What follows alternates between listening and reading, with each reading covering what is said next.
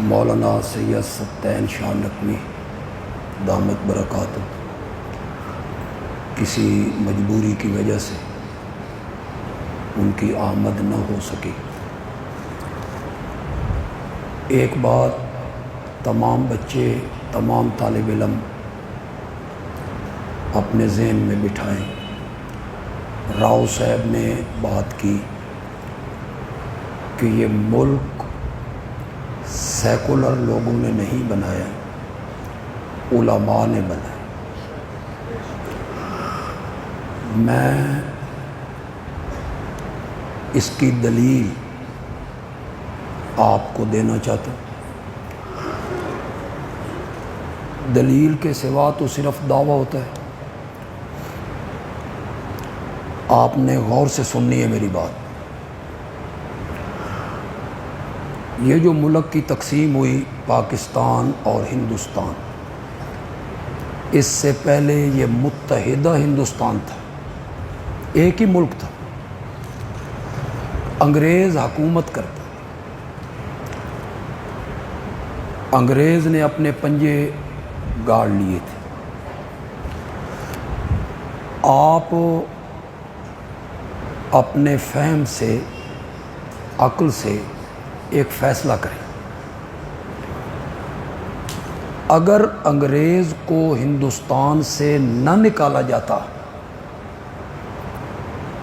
تو کیا پاکستان بن سکتا تھا؟ کرو فیصلہ ذرا۔ انگریز کو نکالنا ضروری تھا، وہ دفع ہوتا، ہندوستان سے نکلتا، تب پاکستان بنتا نا۔ یہ بات اگر صحیح ہے، یقیناً صحیح ہے، 100% صحیح ہے، تو پھر کوئی لیڈر سامنے لائیے جس نے انگریز کے خلاف جنگ لڑی ہو، جہاد کیا ہو، قید کاٹی ہو، سزا کاٹی ہو۔ ایک شخص لائیے، تاریخ اٹھائیے۔ انگریز کو ہندوستان سے نکالنے کے لیے سب سے زیادہ قربانی اگر کسی نے دی ہے تو وہ علماء نے دی، ہمارے اکابرین نے دی۔ حضرت شیخ الہند مولانا محمود حسن دیوبندی رحمۃ اللہ علیہ مالٹا میں 4 سال جیل کاٹی ہے۔ ان کے ہونہار شاگرد شیخ العرب والعجم حضرت مولانا حسین احمد مدنی رحمۃ اللہ علیہ ان کے ساتھ ہیں۔ کہتے ہیں اتنی سردی پڑتی تھی، پانی برف ہو جاتا تھا، تو حضرت مدنی پانی والا وہ لوٹا ساری رات اپنے پیٹ کے نیچے رکھ کر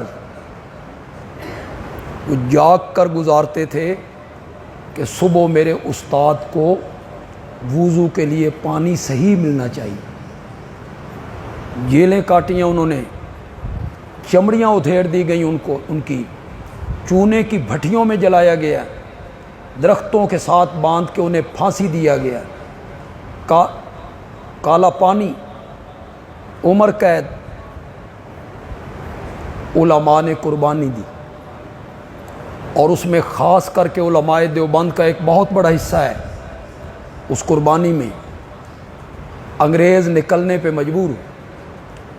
یہاں جو سروے ہوا کہ انگریز کے قدم کیوں نہیں ٹک سکتے، اس سروے رپورٹ میں یہ لکھا گیا کہ جب تک یہ علماء ہندوستان میں موجود ہیں اس وقت تک انگریز ہندوستان میں رہ نہیں سکتے۔ قربانی دی علماء نے۔ مولانا ابوالکلام آزاد رحمۃ اللہ علیہ، میں حیران ہوتا ہوں،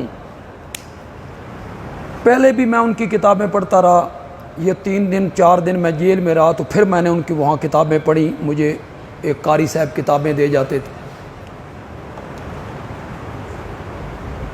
ایک مقدمے میں جب ان کے خلاف گواہ پیش ہوئے، مدعی نے اپنا بیان ریکارڈ کروایا. یقین نہیں آتا کیسے لوگ تھے. گواہ نے گواہی دی کہ مولانا نے یہ کہا، یہ کہا، یہ کہا، یہ کہا. مدعی نے اپنی بات کی. جج نے پوچھا مولانا آپ بھی کچھ کہنا چاہیں گے؟ فرمایا ہاں میں بھی کچھ کہنا چاہوں. مولانا نے فرمایا یہ جنہوں نے گواہی دی ہے نا، انہوں نے گواہی کو چھپایا ہے، انہوں نے صحیح گواہی نہیں دی. جو کچھ انہوں نے کہا ہے نا، اس کے علاوہ بھی میں نے یہ کہا ہے، یہ کہا ہے، یہ کہا ہے. یہ ہے نا جرت، یہ ہے بہادری. اس نے 1 سال قید با مشقت سزا لکھی. جگر کے مریض تھے، اس کی وجہ سے ان کا نظام ہضم صحیح نہیں تھا. جب اس نے سزا لکھی، مولانا نے وہاں جو جملہ جج کو کہا وہ سنیے، لکھیے، دل کی تختی پر لکھیے. مولانا نے فرمایا جناب جج،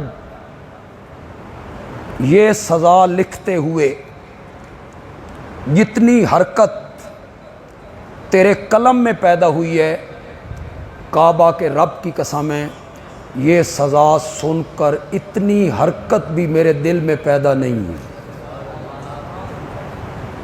علماء اگر قربانی نہ دیتے، انگریز یہاں سے نہ نکلتا تو پاکستان بن سکتا تھا؟